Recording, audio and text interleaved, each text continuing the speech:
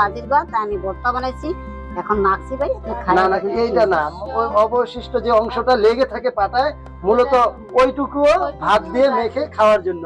দর্শক আমি আপনাদের সাথে একটু খাওয়া দেখি হ্যাঁ, কেমন দেখেন, খাই, টেস্ট। দেখেন কত নেন মজা, আপনি। দেখেন কত মজা ভাই। রামটি ভাই দেখছেন কাজের ভাত? ওয়াও, মানে নতুন, গ্রামে নতুন মন ভরে যায় দর্শক। পুকুরে আসলে আপনারা না খেয়ে থাকলে এটার এই স্বাদ বেশি। সুস্বাদু স্বাদ এটা মানে কি বুঝতে পারবেন না।